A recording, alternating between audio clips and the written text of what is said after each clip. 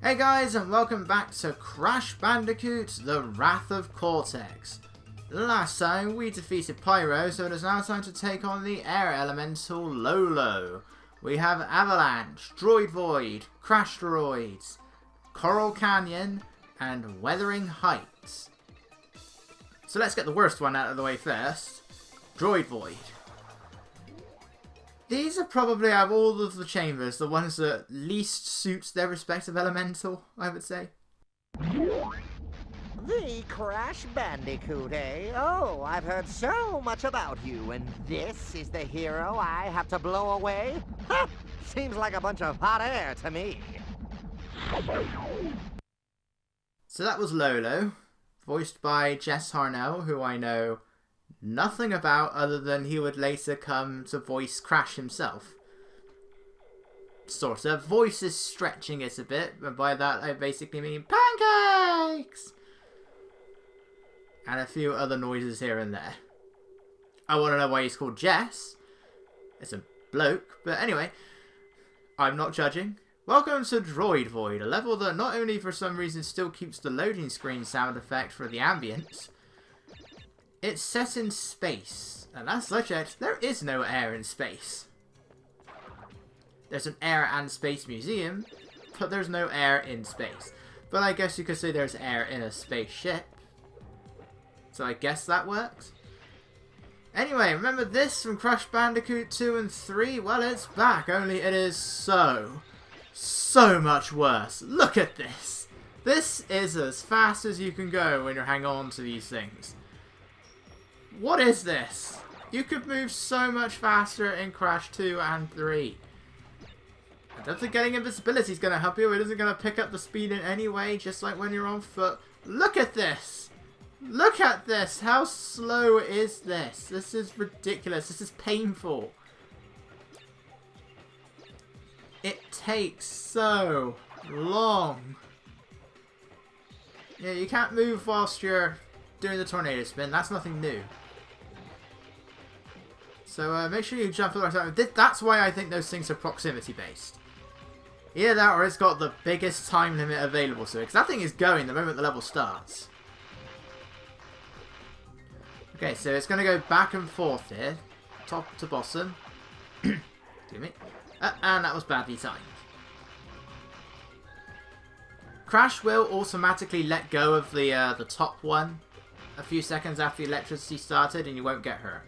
But you do want to jump from the bottom one. You also want to get a running start here. You want to get as far as you can because otherwise you're not going to make it. See, I barely made that because Crash lets go automatically. I don't blame him. But you know, that's why you got to be quick. Right, our next bonus room. Now, two things about this. Number one, you don't actually need to worry about getting a nitro switch box anymore because we can destroy the nitro crates. They want you to tiptoe over this, but as you can see, it's not exactly a large amount of space. And I can just do that. I can double jump. But you can also now destroy these nitro crates because we got a new power-up in the last episode. Oh, okay. I didn't bother with that here. It must have been the next one. But yeah, I can destroy those nitro crates because we now have a Death Tornado. I am completely mixed up, aren't I? We haven't gotten the Fruit Bazooka yet. Well, technically we now do because we're controlling this thing. We don't have the Fruit Bazooka yet. We're going to unlock that in the next part. I'm thinking ahead. It's because there's two levels like this. That's why I'm confused. We got ourselves a Death Tornado spin in the last part, which is easily the best ability in the game. Trying to shoot this thing, on the other hand, is a nightmare, because this is the mech suit. Now, we sort of were introduced to this in the last part. We were in a red mech during the Crunch boss fight. But that was clearly the better one, and all it had was a fire extinguisher. This thing is horrific. Now, you can jump onto steel crates, and you can just run into normal crates, that's fine. But like the submarine, this thing isn't any stronger than Crash. It will still just fall apart into pieces in one hit. It's equipped with a Fruit Bazooka that's very awkward to use. The thing has a mind of its own. You need to hold down the button to aim and then let go of the button to fire. If the thing is green, that means you've managed to get a target on something. Otherwise, nothing's going to happen. But that's if the thing actually wants to work in the first place. You might have a green circle and nothing's going to happen anyway. The thing will just cancel out for no reason at all. This thing is so awkward to use. And it's, I mean, I don't like Alien, but come on. It's a nice little homage to Aliens. But if only we could use it like... if only we could use it like that. But no, we can't smack enemies. Apparently we're not Ellen Ripley. I mean, you could destroy the nitro crates, which is fine, but... this is still really annoying. Destroy those nitro crates and it will cause a chain reaction that will then get rid of all the rest. Right, because we got the purple gem in... let's get the checkpoint first. Because we got the purple gem in the gauntlets, we have access to this gem path.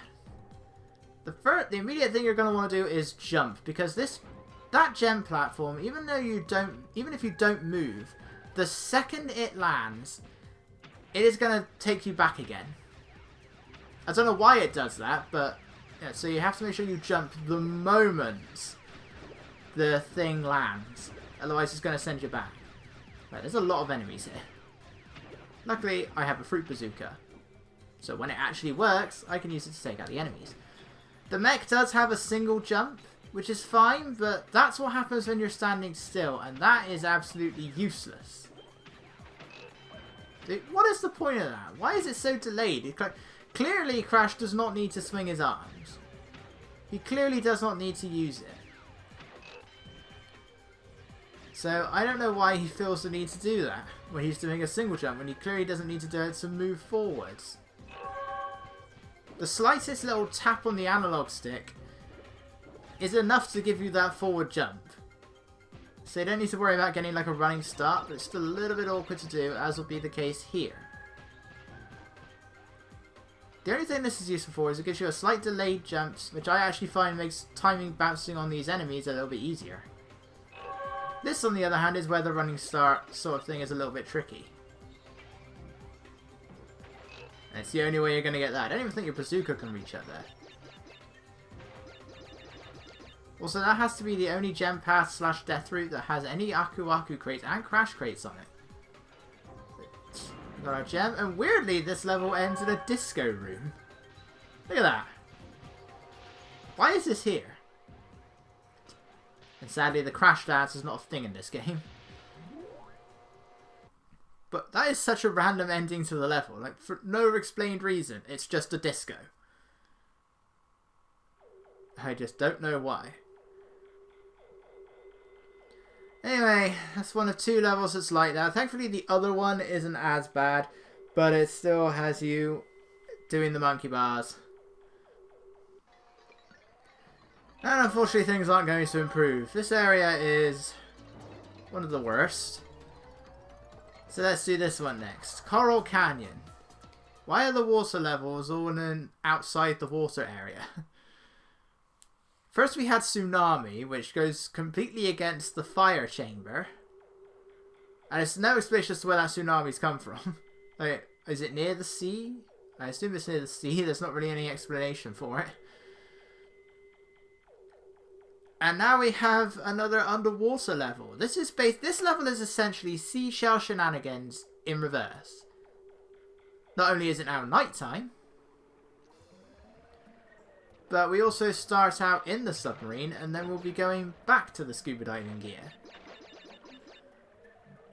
Now, Seashell Shenanigans I didn't think was really that bad. The level is big, yes, but it doesn't really do anything with that size. The boxes are all generally near the bottom, and while there are a few areas that like go off to the side that you think are going to have some boxes hidden in it, there isn't. All there is just those annoying mines. This level, on the other hand, is gigantic, and it will take advantage of that size, which is not very helpful. It's also got lots of nitro crates in it. Many times have I played this level and I get to the end and I find that I'm missing one box. And I never know which box it is. Like, I'll restart the level, but I'm then not able to work out, hang on, which of these boxes is the one that I missed? Because it's in the submarine area that I always miss it, because you can backtrack to the beginning of the scuba diving section, and you'll find you collected all the boxes. So it's clearly this part that I'm missing a box. The other annoying thing about this level, the checkpoints are very spread out. I just barely made this because I am stalling here and there's a slot box just down here. And it's like, I barely made that. This one here, actually. Get rid of this anglerfish. And because I'm getting too close and I'm going too slowly, you can see the thing is speeding up just about and got the extra life with it. Not that it means anything.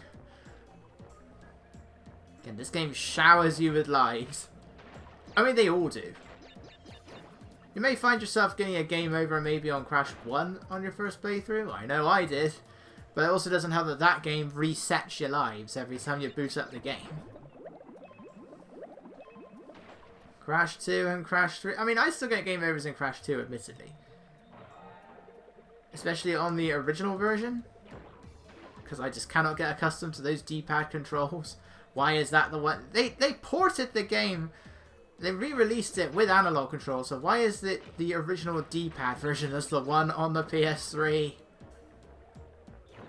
doesn't matter to me now, I have the Insane Trilogy, but it's still annoying regardless. Crash 1 I get. There was no analog control for that game. What are these little red fish? Are they supposed to be sharks? Are they supposed to be piranhas? Why are piranhas in the sea? Like this thing. What is he? Apart from the fact that he looks like a tiny little toy plane. Is it supposed to be a shark? It's a very small shark. The anglerfish is massive. And what is this thing supposed to be? And he looks terrifying. Also got a new enemy, these octopus tentacles. You never see the octopus itself. Really reminded me actually of Finding Nemo, that one minefield level. Where Dory had to swim around all of those octopus tentacles that were in a cloud of ink. They ripped it off of Wrath of Cortex, how dare they? That was close. It's like the tail doesn't even move. Destroy these things and nothing down here. Thankfully, I don't miss a box. You've also got like these skeleton-looking jellyfish in the background, which is odd because jellyfish don't have skeletons. I hate the placement of this lionfish so much. Because you can't properly control yourself when you do that tornado spin. So it is very easy to try and attack the lionfish, and then you're going to go right into one of those nitros. So if you don't have Aku Aku, it's going to kill you. And you're sent back halfway into the submarine section again. Again, this level is really lacking in the checkpoints. You can do the Death Tornado spin underwater, which is cool. You'll spin away most of the Wumpa Fruit, but you can perform it. So I'm looking because I'm nervous. And I see that box there and I'm like, no, that's a nitro crate, which blends in really well with the seaweed. You know, for a level called Coral Canyon, there's not very much coral. Seashore Shenanigans have more coral than this. Why is the Coral Canyon level the one without any coral? Ooh, sunken treasure.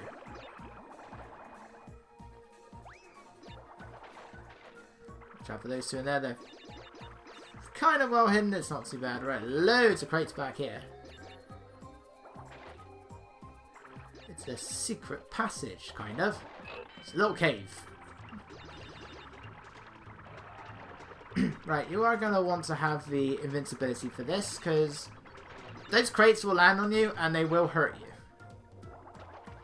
And you got to try, if you don't have Aku Aku, you then got to try and maneuver your way around whilst doing the spin, which is very awkward to do. Most of the time they do land on me. So if you don't have Aku Aku, you're probably going to get crushed there.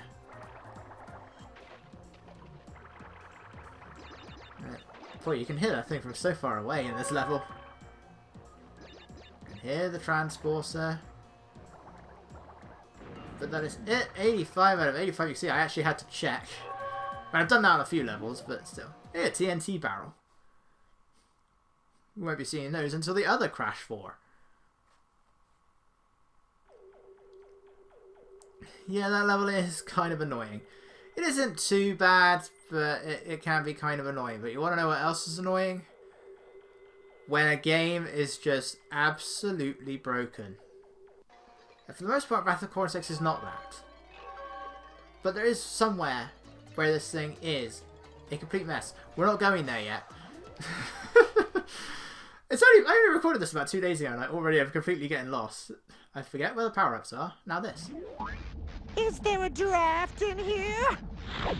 No, Lolo, it's actually quite warm in this room. Welcome to Avalanche. When it comes to some of these chase levels, they weren't very imaginative with the names. We have wizards and lizards. We have another level that's coming up. And we have Jungle Rumble. But then we have simply Avalanche and Tsunami. So much thought went into the names. I mean, this one's a Coco level, and it has got some amazing music.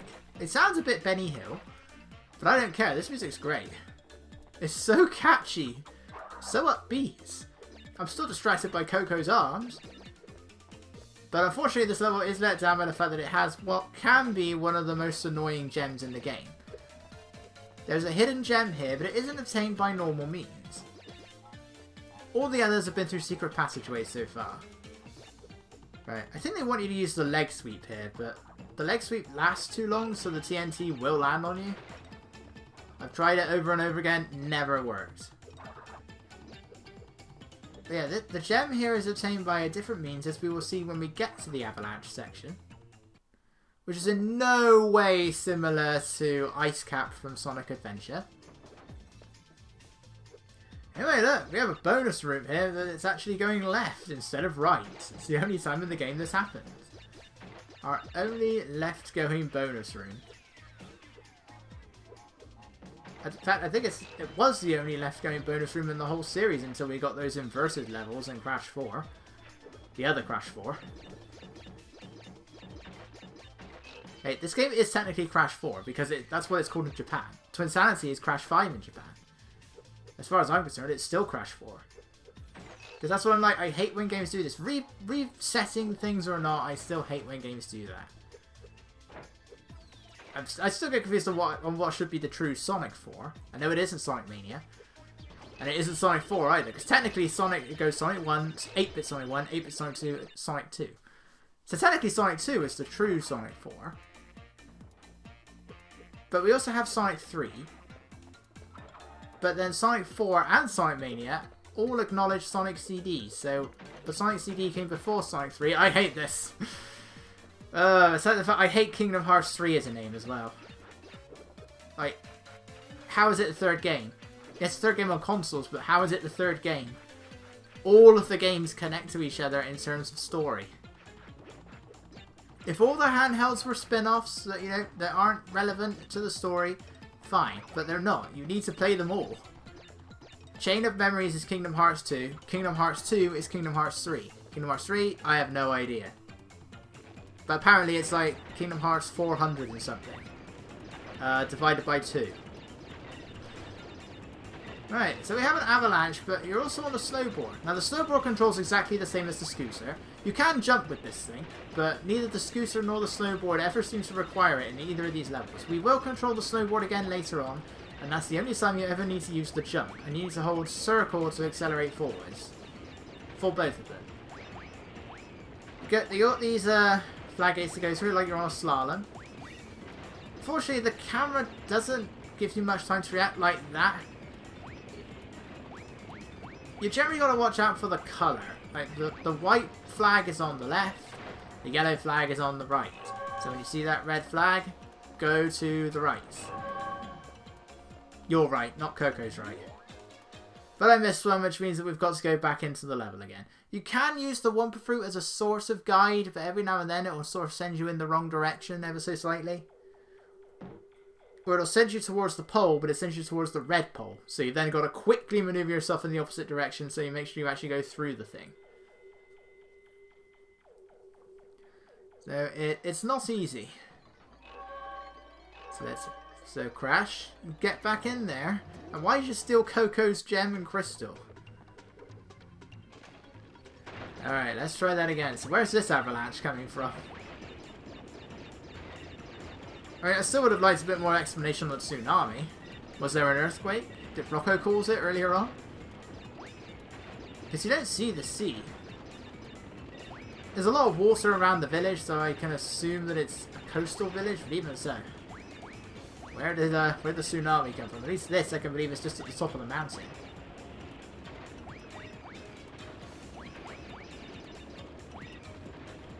Maybe we're just making too much noise here, I don't know. But yeah, this isn't at all like Ice Cap from Sonic Adventure. If you miss these two, you can actually run back and get them. There we go. You go through all 22 gates, and it will give you a special gem. It's the only kind of gem that's like that. So, I mean, it's something different. Gives you something else to do during the chase levels. Bit awkward when you've also got to try and break some boxes, but in the end, the avalanche breaks the boxes for you, so you don't really need to worry about breaking them up. Thankfully, every Crash game, it does count that. You won't get what's inside, but it does count that. Now, what I do find really annoying is when a game doesn't work with you properly. Welcome to Crash Droids, which, despite the name, we're playing as Coco. This is our next flying level.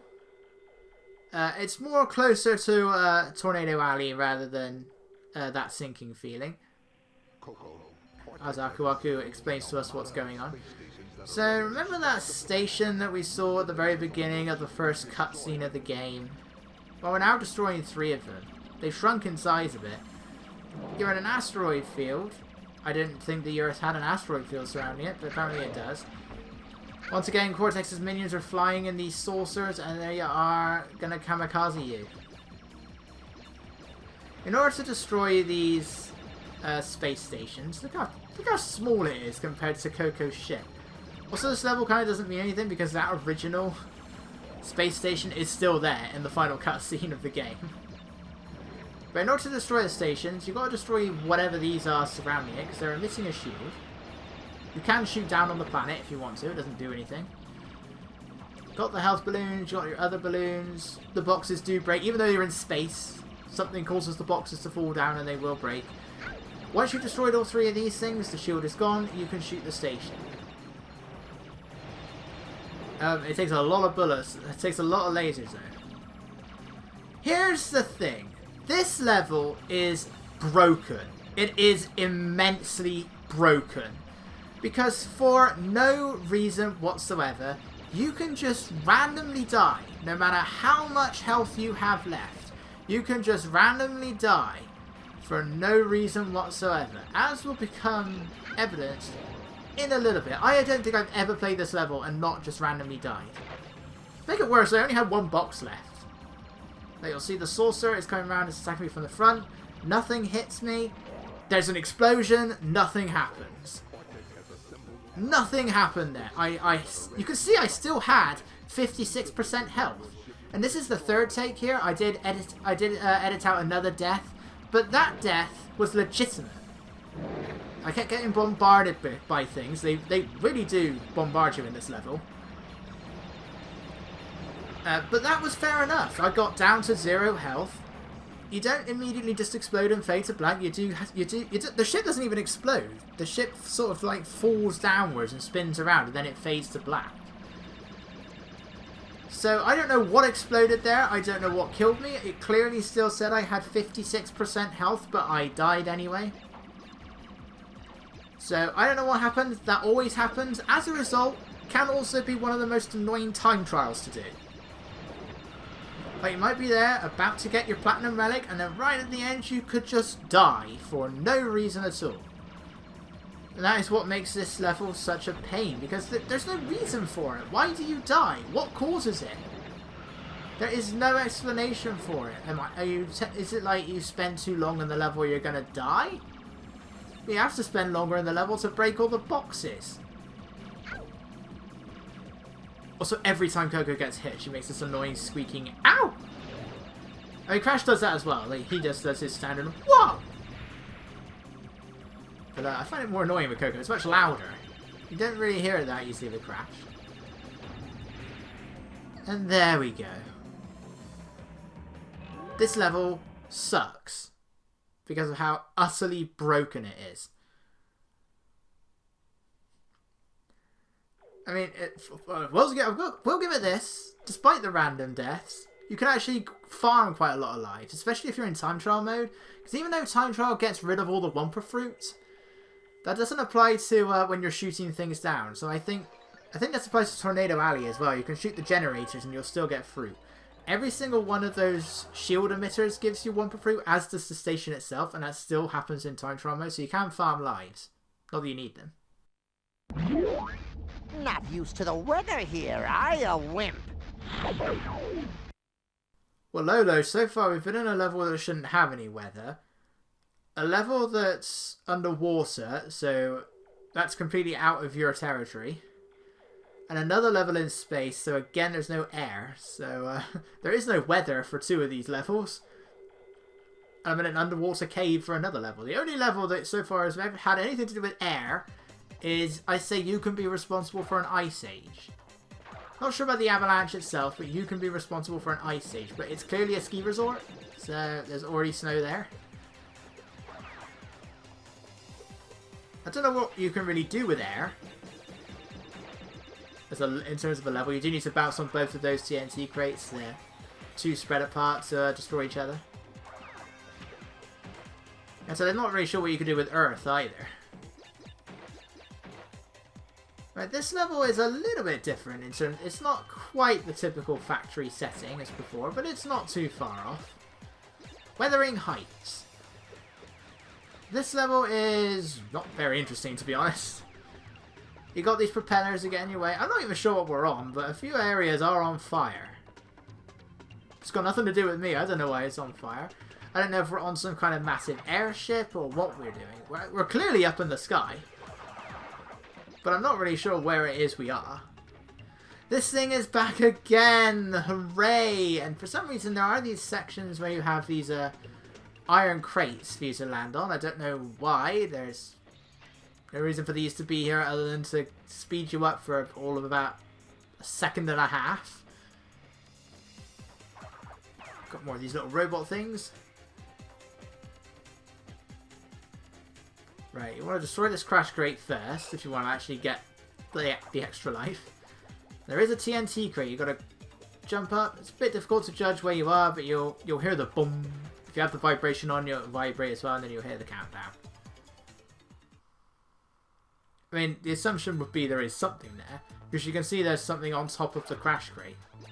Even though it's just an outline, it's there to tell you something is there. Alright, just blow up the TNT, and that destroys all the nitros. We're going to want to bounce over this. I have a double jump. Why does that need to be there? This game really doesn't want you using your abilities. Ow. Yeah, it wasn't enough, sadly. Yes, your invincibility frames in this game do ignore bottomless pits. But that happens everywhere. Invincibility frames ignore bottomless pits. Once the invincibility frames end, then you die. But that is so weird. Why do your invincibility frames ignore bottomless pits? It's kind of a weird addition to make.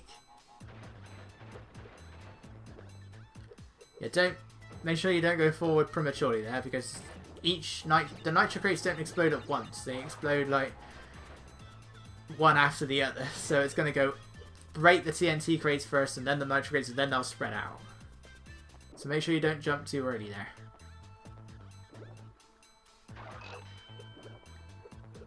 there. See, I can't use the, I can't double jump there. Because those nitro crates have nitro crates above them. Did that completely wrong? Still, I made it.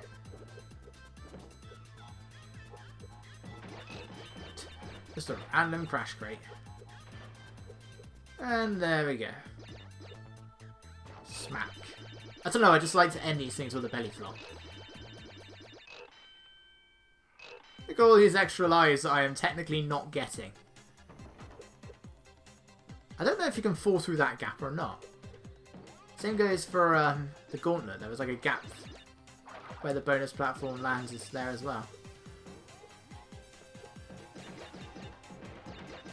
This game loves TNT. It loves TNT and it loves nitro crates.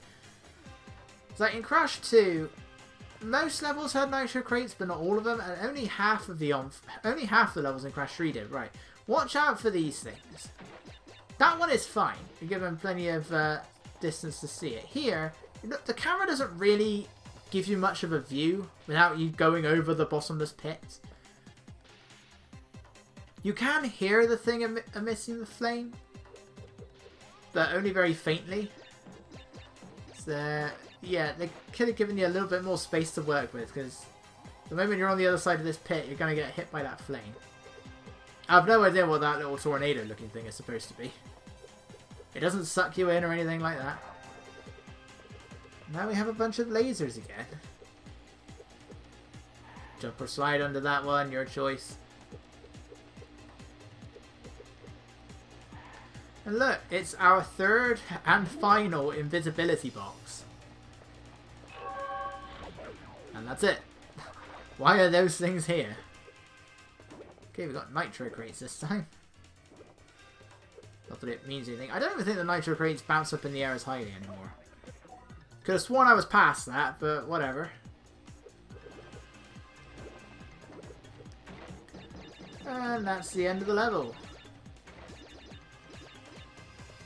The only annoying part is that middle section, because I cut back to before the fire. It takes you back to the beginning of the monkey bar section. That's where the checkpoint was. So you have got to go back a fair ways. Yeah, honestly, Wuthering Heights is nothing special. It really isn't. There isn't really anything that stands out about it. You know, at the very least, while the factory settings weren't particularly unique, the other levels had something. You had a minecart, you had a submarine, you had the copter pack.